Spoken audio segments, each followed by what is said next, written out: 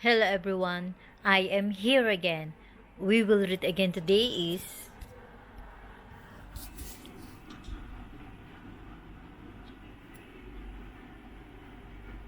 my daily gospel. I will read is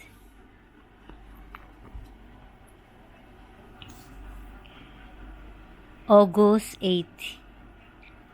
Have mercy on us, Lord, for we have sinned.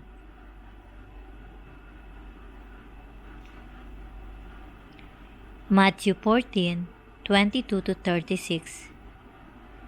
Jesus made the disciples get into the boat and go on ahead to the other side, while he sent the crowds away. After sending the crowds away, he went up into the hills by himself to pray. When evening came, he was there alone, while the boat, by now some furlongs from land, was hard pressed by waves, for there was a head wind. In the fourth watch of the night, he came towards them, walking on the sea, and when the disciples saw him walking on the sea, they were terrified. "It is a ghost," they said, and cried out in fear. But at once Jesus called out to them, saying, "Courage, it's me. Don't be afraid." It was Peter who answered, "Lord," he said, "if it is you, tell me to come to you across the water." Jesus said, "Come." Then Peter got out on the boat and started walking towards Jesus across the water. But then, noticing the wind, he took fright and began to sink. "Lord," he cried, "save me." Jesus put out his hands at once and held him. "You have so little faith," he said. "Why did you doubt?" And as they got into the boat, the wind dropped. The man in the boat bowed down before him and said, "Truly, you are the Son of God." Having made the crossing, they came to land at Gennesaret. When the local people recognized him, they spread the news through the whole neighborhood and took all that were sick to him, begging him just to let them touch the fringe of his cloak. And all those who touched it were saved.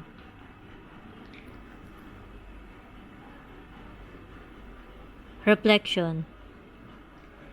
The Pharisees were worried about the Jesus disciples breaking the tradition by not observing that ritual ablution.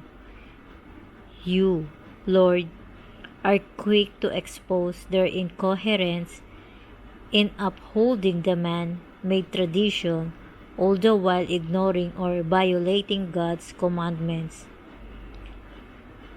Lord, we have to confess that this Pharisaic attitude is lurking also in us, and we too stand deserving your reprimand. Often we are guilty of ascribing too much importance to man-made tradition and of neglecting the demands of your commandments. Our liturgies and celebration tend to focus more on details of rituals and rubrics, and fail to be relevant to the real life of the people. Help us not to be enslaved to ritualism and formalism in worship.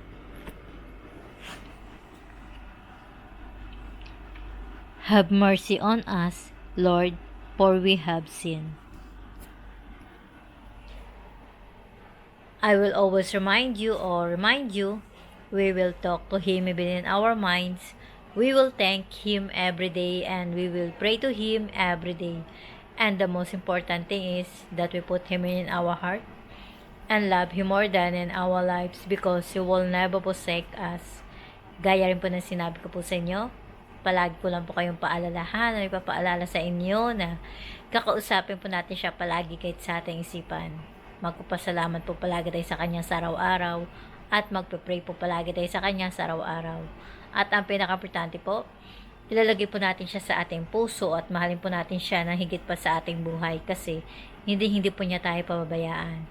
Today is August 8, so 11 tulog na lang at ito na yung pagtatapos ng aking pagbabasa ng aking My Daily Gospel. So, I'm so glad kasi magwa 1 year na akong sa aking pagbabasa ng aking My Daily Gospel at masaya ako kasi naibahagi ko po sa inyong lahat o na-share ko sa inyong lahat ang aking ginagawa sa araw-araw.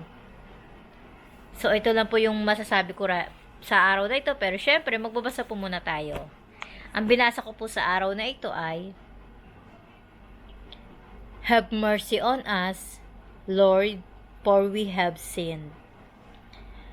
Maawa ka sa amin, Panginoon, sapagkat kami ay nagkasala.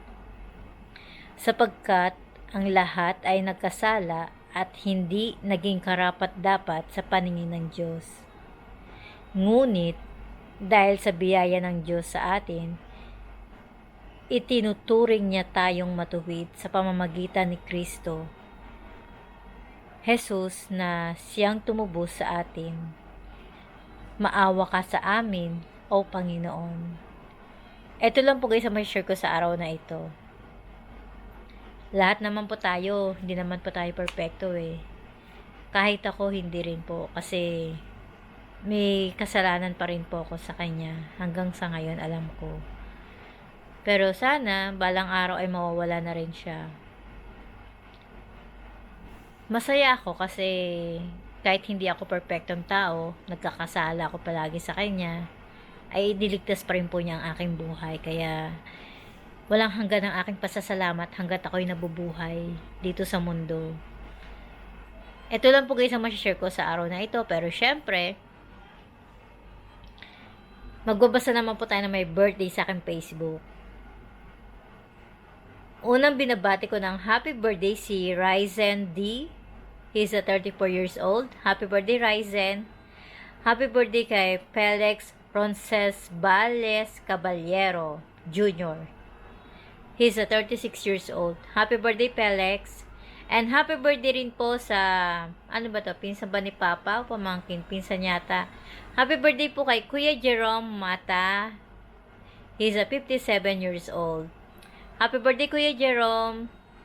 So, we love you and we miss you. So, ito, ulitin ko na lang pong muli. Happy birthday again, Ryzen D. And happy birthday, Felix Roncesvalles Caballero Jr. At syempre, happy birthday rin po kay Kuya Jerome Mata. So, ito lang po guys ang share ko sa araw na ito. Kaya, I will always remind you, we will talk to Him even in our minds. We will thank Him every day and we will pray to Him every day. And the most important thing is that we put Him in our heart and love Him more than in our lives because He will never forsake us. Gaya rin po na sinabi ko po sa inyo, palagi ko lang po kayong paalalahanan, ipapaalala sa inyo na kakausapin po natin siya palagi kahit sa ating isipan. Magpapasalamat po palagi tayo sa Kanya sa araw-araw at magpe-pray po palagi tayo sa Kanya sa araw-araw. At ang pinaka-importante po, ilalagay po natin siya sa ating puso at mahalin po natin siya na higit pa sa ating buhay kasi hindi po niya tayo pababayaan. Kaya hanggang dito na lang po at maraming araw pa po tayo magsasama. God bless all po sa inyong lahat.